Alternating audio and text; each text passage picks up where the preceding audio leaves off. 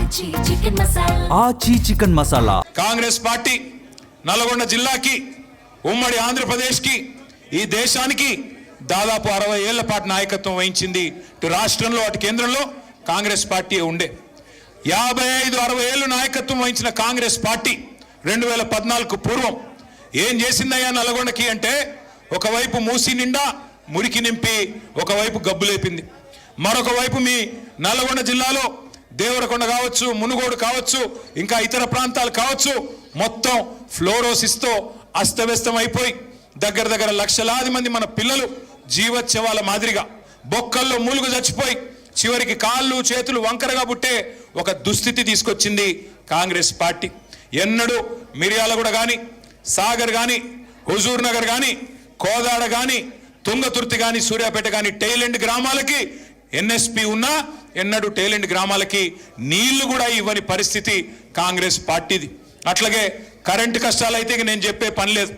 అర్ధరాత్రి దొంగలు వచ్చే కరెంటు కోసం ఆ కావల గాయడానికి పోయి చచ్చిన రైతులు ఎంతమందో నాకంటే బాగా మీకు తెలుసు. ఆ కరెంటు షాక్లతో, పాము కాట్లతో ఇబ్బంది పడి చచ్చిపోయిన రైతులు ఎంతమందో నాకంటే బాగా మీకే తెలుసు. అట్లాగే నల్గొండలోని మూషంపల్లి అనే ఒక ఊళ్ళో ఒకే ఒక్క రైతు రామరెడ్డి గారు, ఒకడే రైతు రామరెడ్డి గారు 57 బోర్లేసి ఆయన పేరే బోర్ల రామరెడ్డిగా మారిపోయిన పరిస్థితి మీ జిల్లాలోనే మనం చూస్తున్నాం. మరి కేసీఆర్ గారు ఏం చేశారు? 60 ఏళ్ల కాంగ్రెస్ ఆనాడు మనకు నల్లగొండను అస్తవ్యస్తంగా అప్పజెప్పిపోతే 10 ఏళ్లలో కేసీఆర్ గారు చేసింది ఏందో ఒక్క నిమిషంలో నేను మీకు చెప్పే ప్రయత్నం చేస్తా. కాంగ్రెస్ పార్టీ 60 ఏళ్లు పరిపాలించి నల్లగొండకి ఒక్కటంటే ఒక్క మెడికల్ కాలేజీ ఏనాడు సాధించలేదు. అదే కేసీఆర్ గారు కేవలం 10 ఏళ్లలోనే ఒకటి కాదు 3 మెడికల్ కాలేజీలు మీ జిల్లాలో పెట్టిన ఘనత నల్లగొండలో, సూర్యాపేటలో, భువనగిరిలో మన నాయకుడు కేసీఆర్ గారిది. యాదగిరి లక్ష్మీ నరసింహస్వామి మీ అందరికీ కూడా, అంటే మీ దగ్గర కొద్దిగా జాన్పాడు పోతారు, ఎక్కువ సైదులు అంతే కదా, దర్గాకు పోతారు. కానీ అటు పక్కన భువనగిరి ఆలేరు కాడికి పోతే మొత్తం యాదగిరి లక్ష్మీ నరసింహస్వామి ఆరాధ్య దైవం లక్షలాది మందికి. అట్లాంటి లక్ష్మీ నరసింహస్వామి దేవస్థానాన్ని ఎవరు పట్టించుకోలేదు గత 60 ఏళ్లలో. కానీ కేసీఆర్ గారు వచ్చిన తర్వాత 1800 కోట్ల రూపాయలతో ఇవాళ భారతదేశానికే తలమానికమైన ఒక అత్యద్భుతమైన పుణ్యక్షేత్రాన్ని మీ జిల్లాలో నిర్మాణం చేసింది కేసీఆర్ గారి ప్రభుత్వం. అట్లాగే మీ పక్కనే ఉండే మిర్యాలగూడ నియోజకవర్గంలో ఒక గోదావరికి మాత్రమే పరిమితమైన విద్యుత్ ఉత్పత్తి కేంద్రాలని నల్లగొండ జిల్లాకు తేవడమే కాకుండా జగదీష్ రెడ్డి గారి నేతృత్వంలో దామరచెర్లలో భారతదేశంలోనే అతి పెద్దదైన ultra mega power project plant దాదాపు 35,000 కోట్ల రూపాయలతో ఏర్పాటు చేసింది కేసీఆర్ గారి ప్రభుత్వం. అట్లాగే అన్నింటికి మించి రైతు బంధు లాంటి పథకాలు ఇచ్చి ఫ్లోరోసిస్ ని రూపుమాపే మిషన్ భగీరథ లాంటి కార్యక్రమం చేసి చివరికి మీ టైలెండ్ గ్రామంలోని ప్రతి చివరి మడిదాకా నీళ్ళిచ్చి భారతదేశంలో తెలంగాణ వరిధాన్యం ఉత్పత్తిలో నెంబర్ 1 అయితే పంజాబ్ని, హర్యానాని తలదన్ని మరి ఉమ్మడి తెలంగాణలోని ఉమ్మడి జిల్లాల్లో నెంబర్ 1 జిల్లా ఎక్కడ ఉంది వరిధాన్యం ఉత్పత్తిలో అంటే మీ నల్గొండ జిల్లాగా నిలబెట్టింది కేసీఆర్ గారి నాయకత్వం. ఏం చేసిండయ్యా కేసీఆర్ అంటే, ఇవాళ ఇంతున్నోడు అంతున్నోడు ఎవడు పడితే వాడు ఏది పడుతుంది మాట్లాడుతున్నాడు. ఏం చేసిండు కేసీఆర్ గారు? ఒకడు అంటాడు అప్పుల పాలు చేసిపోయినాడు కేసీఆర్ అంటాడు. పార్లమెంటులో కేంద్ర ప్రభుత్వం చెప్పినా, రిజర్వ్ బ్యాంకు అది నువ్వు చెప్పేది తప్పురా సన్నాసి, 8 లక్షల కోట్ల అప్పు తప్పు అని చెప్పినా సిగ్గొస్తలేదు రేవంత్ రెడ్డికి.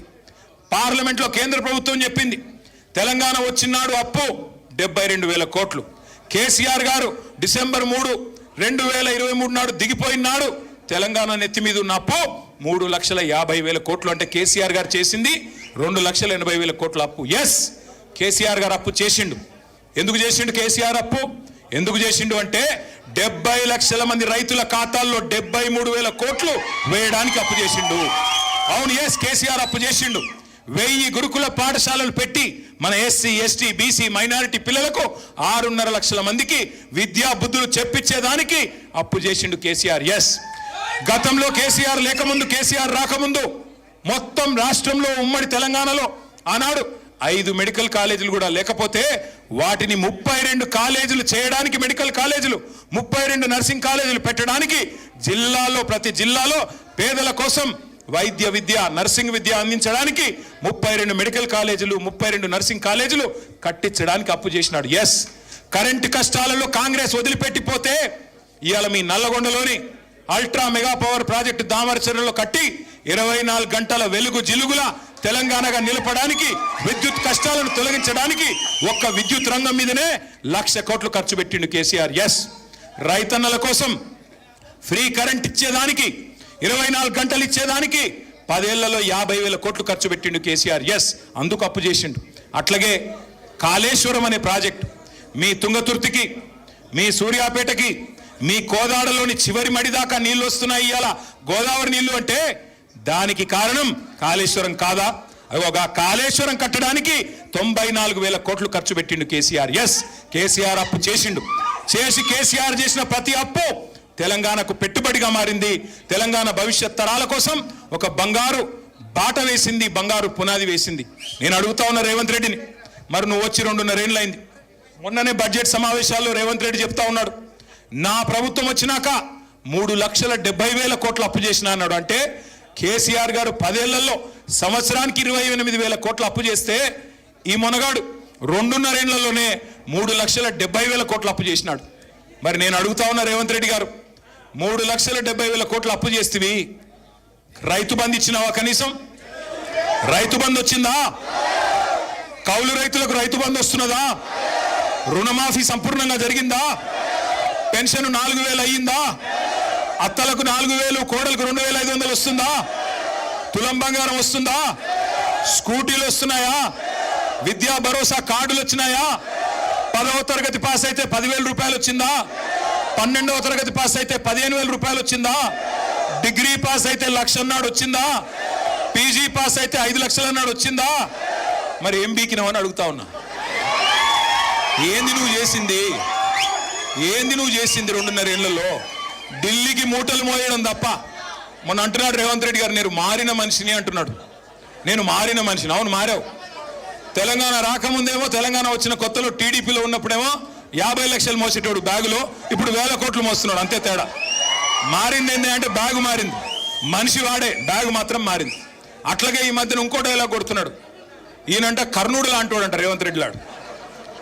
కరెక్టరా నాయన, నువ్వు కర్ణుడివే. ఎన్నికలకు ముందేమో దానవీర శూర కర్ణ, ఎన్నికలకు ముందు దానవీర శూర కర్ణ, ఇది ఇస్తా అది ఇస్తా, మీరు బ్యాంకుకి లగెత్తుకొని పోయి 2 లక్షలు తీసుకోండి, నేను వచ్చి రాగానే మాఫీ చేస్తా, ఆడోళ్ళందరికీ తులం బంగారం ఇస్తా, నెలకు 2,500 ఇస్తా, 1,00,000 మందిని కోటీశ్వరులు చేస్తా, బీసీలకు 1,00,000 కోట్ల బడ్జెట్, మైనారిటీలకు సప్లాను, బీసీలకు సప్లాను. ఎలక్షన్లకు ముందు దానవీర శూర కర్ణ, ఎలక్షన్లు అయిపోయినాక కుంభకర్ణ. దున్నపోతులాగా నిద్రపోవడం తప్ప, ఢిల్లీకి ట్రిప్పులు వేయడం, ఎక్కే విమానం దిగే విమానం తప్ప ఏంది నువ్వు చేసింది? అందుకే ఉత్తమ్ కుమార్ రెడ్డి, రేవంత్ రెడ్డి వాళ్ళిద్దరికీ తెలుసు, ఎన్నిక ఎప్పుడొచ్చినా వీపు చింతపండు అవుతుంది తెలంగాణ ప్రజల చేతుల్లోనే మాట తెలుసు. అందుకే ఇవాళ రకరకాల కుట్రలు చేస్తూ ఉన్నారు, రకరకాల కుట్రలు చేస్తూ ఉన్నారు, రకరకాల ఎత్తుగడలు, రకరకాల కుటిల ప్రయత్నాలు. ఎన్ని చేసినా ఒకటి మాత్రం పక్కా, ఈసారి వచ్చే శాసనసభ ఎన్నికలు సాధారణ ఎన్నికలు కాదు.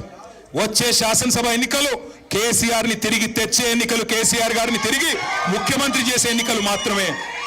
అందుకే మా సోదరుడు పిల్లుట్ల రఘు గారు ఈరోజు బ్రహ్మాండంగా పెద్ద ఎత్తున వేలాది మందితో ఇవాళ ఏదైతే పార్టీలో చేరుతా ఉన్నారో వారికి హృదయపూర్వకంగా స్వాగతం సుస్వాగతం చెబుతూ, అట్లాగే వారితో వచ్చిన ప్రతి ఒక్కరితో కూడా నా ప్రార్థన, ఆగరా అయ్యా, నువ్వు ఆగు, తొందరపడు, జాగ్రత్తగా. ఒక నిమిషం. మీరు చాలా దూరం నుంచి వచ్చినారు తమ్ముడు, ఆగమ్మ. చాలా దూరం నుంచి వచ్చినారు, చాలా పాపం కష్టపడి వచ్చినారు. మీ అందరినీ కలుస్తాను నేను, కానీ ఒక్కొక్కరికి వస్తే అందరం కలుద్దాం, తొందర ఏమీ లేదు. కలిసి అందరం బ్రహ్మాండం కలుసుకొని బయలుదేరదాం. జై తెలంగాణ, జై కేసీఆర్, జై తెలంగాణ, జై కేసీఆర్.